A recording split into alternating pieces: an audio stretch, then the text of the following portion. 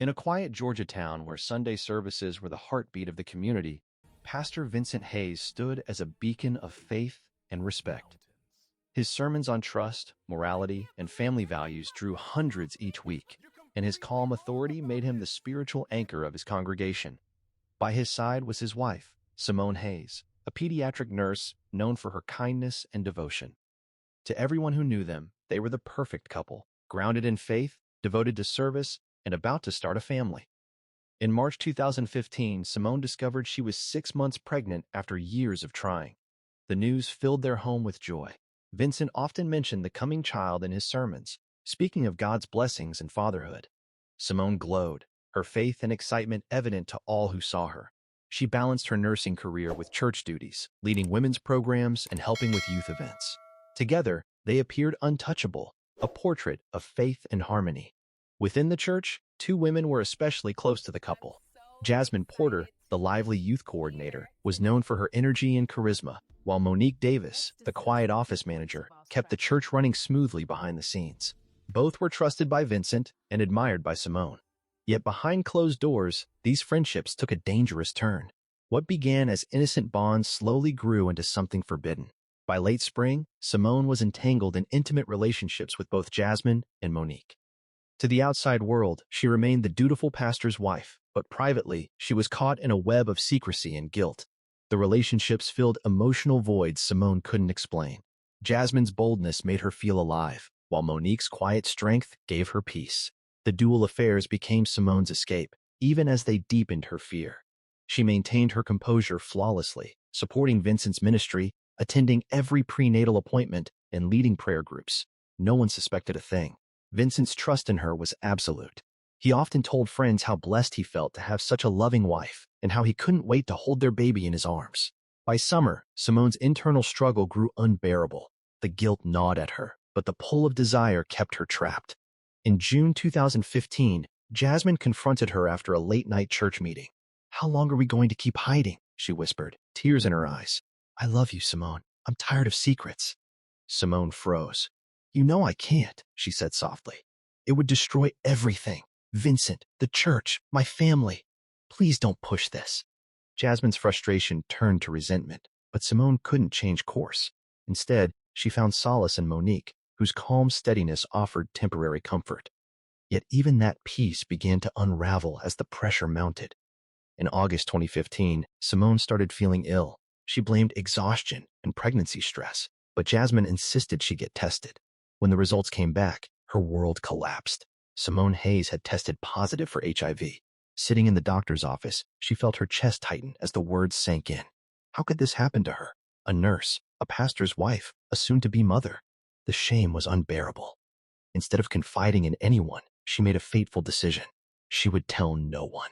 Not Vincent, not her lovers, not even her doctor beyond what was required for prenatal care. She convinced herself silence was protection. She attended church as usual, smiled through worship, and prayed with Vincent as though nothing had changed. But the facade was cracking. Jasmine noticed the emotional distance. "Something's wrong with you," she said one evening. "You're hiding something again." Simone deflected. "It's just stress. The baby, work, everything." Vincent too began sensing changes. She seemed distracted, her warmth occasionally replaced by tension. But his love blinded him to the truth. "She's tired," he told himself. "Pregnancy is hard. I'll just be patient." Then came the appointment that shattered their illusion of peace. In September 2015, Vincent accompanied Simone for a routine prenatal checkup. The doctor entered the room with an unreadable expression. "Mrs. Hayes," he said gently, "your test results came back positive for HIV." The silence was suffocating. Vincent blinked, confused. "That's impossible," he said quickly. "There must be some mistake." The doctor spoke calmly. "I know this is difficult. We'll confirm with additional tests, but Mr. Hayes, you'll need to be tested as well." Simone sat frozen. Vincent turned to her, searching her face for an explanation. "Simone," he said quietly, "what is he talking about? How could this happen?" They left the clinic without a word. The drive home was heavy with disbelief. Once inside the house, Vincent's voice cracked as he spoke. "Simone, you need to tell me what's going on. How did this happen?"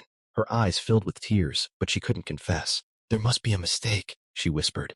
"We'll do more tests. It's not what it seems." Vincent wanted to believe her, but doubt began to grow like a shadow between them. Over the next days, Simone became more evasive, taking calls in other rooms, avoiding eye contact. The man who had trusted her completely now felt the foundation of his faith crumbling. By early October, unable to bear the uncertainty, Vincent hired a private investigator. 2 weeks later, he sat in his church office, staring at the report that would destroy his world. Every secret was laid bare. The affairs with Jasmine and Monique, the double life, the deceit. Vincent's hands shook as he read. The woman he had prayed with, preached beside, and loved beyond measure had betrayed him in the worst way imaginable. That evening, Simone came home to find him waiting in silence. The living room lights were dim, a tension hanging thick in the air. "What's wrong?" she asked cautiously. Vincent threw the report onto the coffee table. "This," he said hoarsely. "How long, Simone? How long have you been lying to me?" She stared at the papers, her face paling. "Vincent, I can explain." "Explain?" he snapped. "Explain how you risked my life? Our baby's life? You stood in front of that church every Sunday pretending to be faithful while living a lie?" Simone broke down, trembling. "Yes," she whispered. "It's true. I'm so sorry." Vincent's voice cracked. "Sorry doesn't fix this." That night marked the beginning of the end. News of the scandal didn't stay within the walls of their home for long. By mid-October 2015, whispers spread through the church, then across town. Congregants who once looked up to the Hayes family were stunned. "The pastor's wife?" some muttered. "With 2 women from the congregation?" The revelation fractured the church community. Some members rallied behind Vincent, offering prayers and sympathy, while others quietly left, unwilling to face the shame and gossip surrounding their once admired leaders. Vincent stepped down temporarily from the pulpit, citing personal and family matters. Behind closed doors, his life spiraled into anger and despair.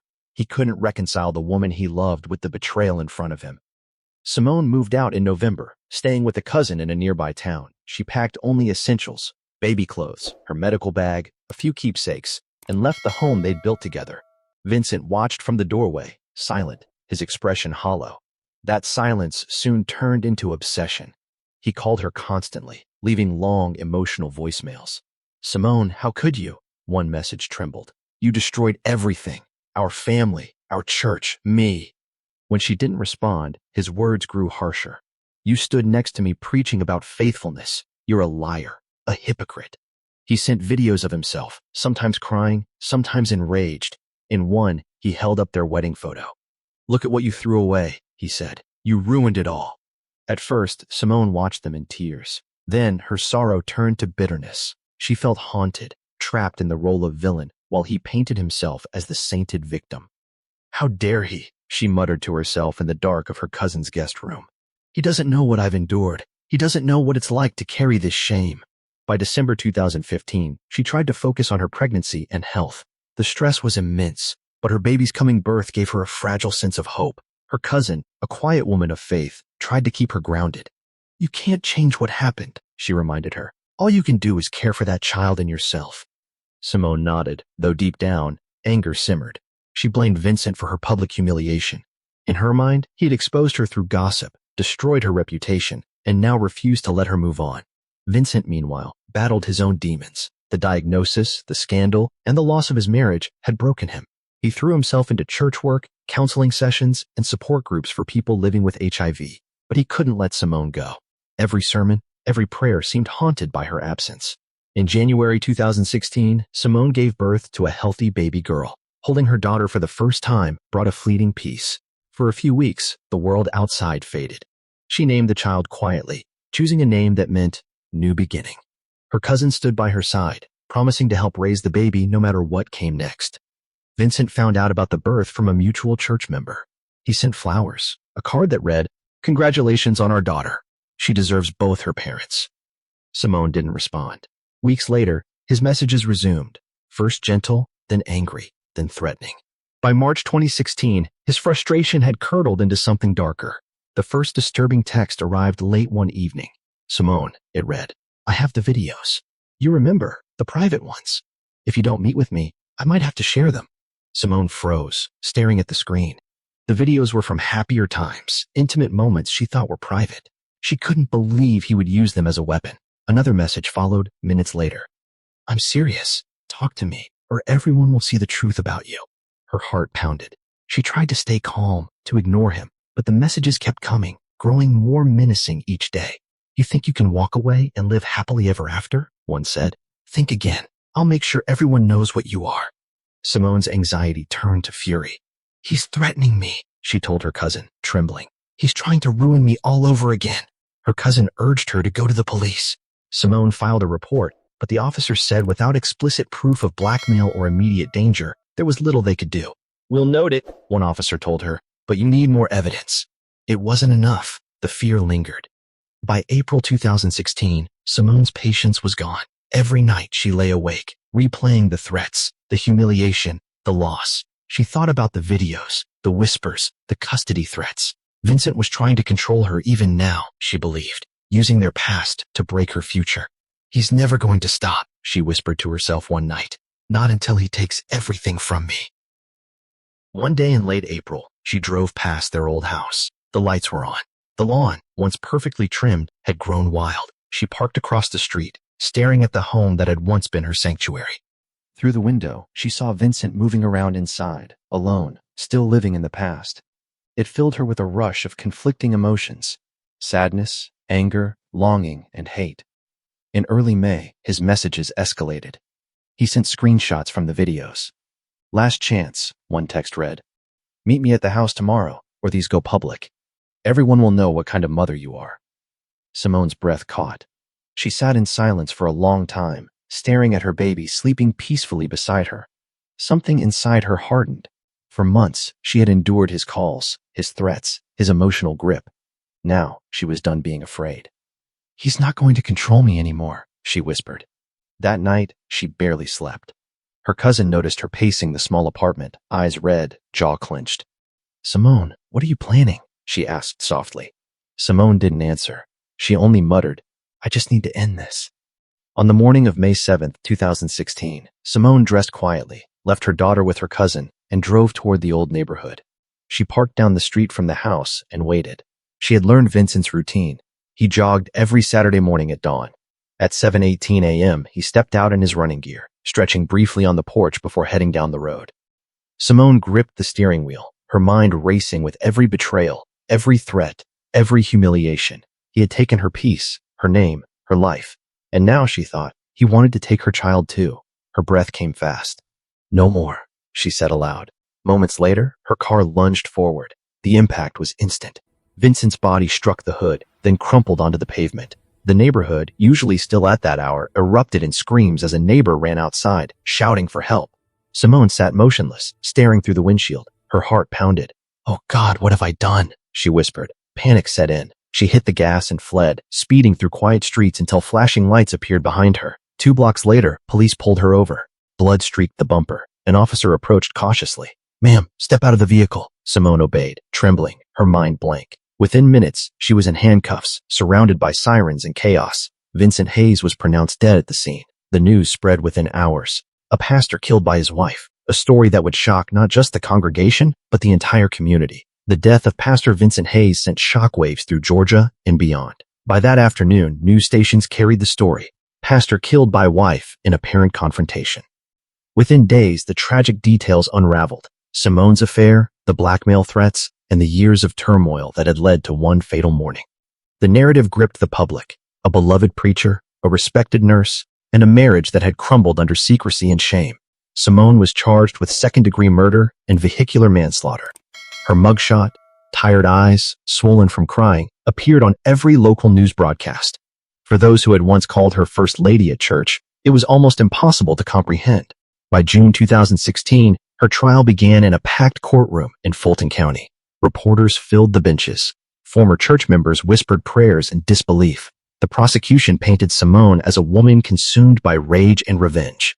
"This was no accident," the district attorney said. "She planned this. She waited, watched, and used her car as a weapon." They described her as methodical, driven by humiliation and hatred for the man who exposed her double life. But the defense offered a different story: a woman cornered by emotional abuse, blackmail, and despair. They called witnesses who testified about Vincent's harassment, his obsession, and the threatening messages he sent. A nurse who worked with Simone told the court she was terrified. She said he wouldn't stop until she lost everything. Simone took the stand in late June, her voice shaking as she spoke. "I didn't go there to kill him," she said softly. "I went there to beg him to stop. But when I saw him, I snapped. I thought about everything, how he destroyed me, how he threatened to take my baby, and I lost control." The courtroom was silent, except for the soft hum of air conditioning. The prosecutor's cross-examination was harsh. "You had other options," he pressed. "You could have gone to the police again, gotten a restraining order, told someone. But instead, you chose to end a man's life." Simone's eyes filled with tears. "I did go to the police. Twice. They said they couldn't do anything. He was a pastor, respected, admired. No one believed me." The jurors exchanged uneasy glances. For 3 days in July 2016, they deliberated. On the morning of July 8th, the four persons stood and read the verdict. Guilty of second-degree murder.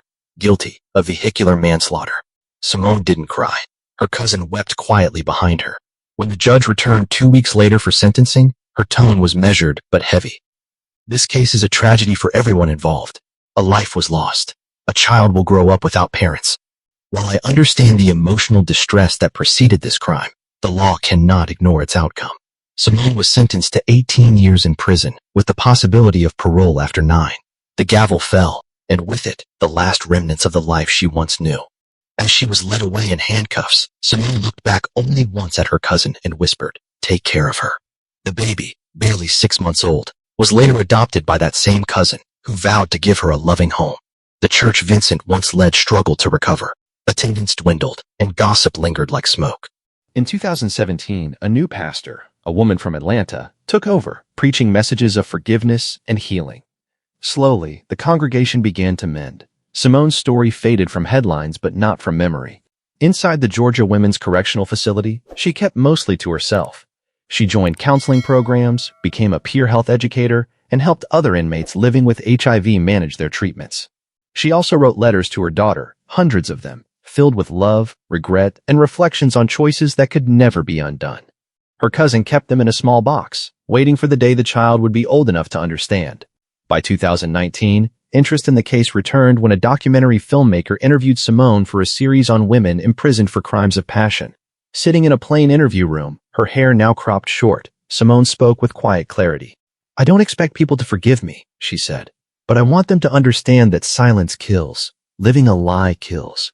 When you're trapped between who you are and who you're expected to be, something inside you breaks. And once it breaks, you'll do anything just to feel free." She paused before adding, "I wish I had asked for help sooner. I wish the church had been a place where truth was safe." The documentary aired in 2020, reigniting debate. Some viewers sympathized with her, seeing a woman pushed beyond her limits. Others condemned her, insisting that no amount of pain justified murder. But no one could deny the story's power. A portrait of love, betrayal, faith, and the deadly consequences of secrets left to rot. Over the years, Simone became a symbol in discussions about domestic manipulation and the need for stronger laws against revenge porn and coercive control. Mental health advocates cited her case when arguing for better protection for victims of emotional abuse. LGBTQ organizations pointed to her story as an example of the suffocating pressure faced by those forced to hide their identity in religious spaces. By 2025, Simone was nearing her first chance at parole. Her daughter, now 9, lived a quiet life with her adoptive family, shielded from media attention. Simone spent her days teaching health classes and mentoring younger inmates. Despite everything, she remained hopeful. "If I ever get out," she said in a 2024 letter, "I just want to hug my daughter once. I want to tell her that no matter what I did, she was the best thing that ever happened to me."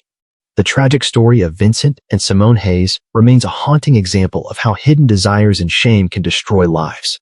Two people, bound by faith and marriage, undone by secrets they could not bear to face. A pastor dead, a wife imprisoned. A child left to grow up in the shadow of a tragedy that began with love and ended in blood. In the end, the Hayes story forces us to ask difficult questions about faith, forgiveness, and the danger of pretending perfection while hiding pain. It's a story that reminds us that truth, however painful, is always safer than silence. This has been another story of faith, betrayal, and consequence, where morality met madness and a life built on lies came crashing down.